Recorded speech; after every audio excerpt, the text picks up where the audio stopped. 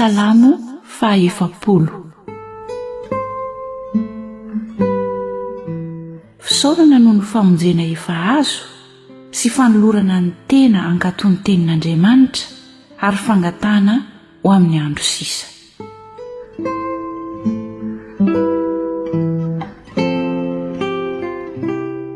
Ny andro dia ny andren'i Jehovah ary nitodika nitsinjo ahy izy ka nandreny fitarainako. Dia nampakatra avy tao amin'ny lavaka fandringanana izy, eny tamin'ny fotaka mandrevo, ary nampitoetra ny tongotra teo ambony vatolampy izy ka nampijoro ahy, ary nanisy firam-baovao teo am-bavako izy, dia fiderana an'Andriamantsika. Maro no ahita sy atahotra ary atoky an'i Jehovah. Sambatra izay olona manao an'i Jehovah ho tokony, ka tsy mivilo amin'ny nama mpiavonavina na ny mpivadika ho amin'ny lainga. No hamaronao ny fahagaganao sy ny hevitrao izay nataonao anay Jehovah Andriamanitra. Tsy misy azo ampitahina aminao. Raha tiako ambara sy olazainy ireny, dia indro maro loatra izy ka tsy tambo isaina. Ny fanatitra halatsa-drà sy ny fanatitra hohanina tsy mba sitrakao. Ny sofiko nataonao malady, ny fanatitra dorana sy ny fanatitra noho ny ota tsy mba nilainao.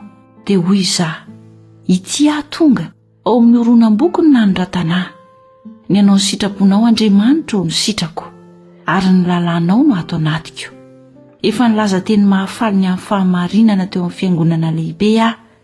Indro ny molotro tsy mba nakomboko Jehovah, ianao no mahalala. Ny fahamarinanao tsy mba nafeniko tato am-poko. Ny fahamarinanao sy ny famonjenao no nambarako. Tsy nanafina ny famondram-ponao sy ny fahamarinanao tamin'ny fiangonana lehibe aho. Ianao Jehovah, aza miaro ny antranao tsy ho amiko. Oka ny famondram-ponao sy ny fahamarinanao hiaro amandrakariva. Fa nanodidina ny fahoriana tsy tambo isaina, nahazo ahy ny eloko ka tsy mahay mijery aho. Maro noho ny volondohako ireny, reraka ny foko. Aoka ho sitraky ny fonao Jehovah ny hanafaka ahy. Jehovah, fangana hamonjy ahy. Aoka ho indray menatra sy mangay ahy izay mitady hanimba ny aiko. Aoka hiambosy ho menatra izay mankasitraka aho ho ory.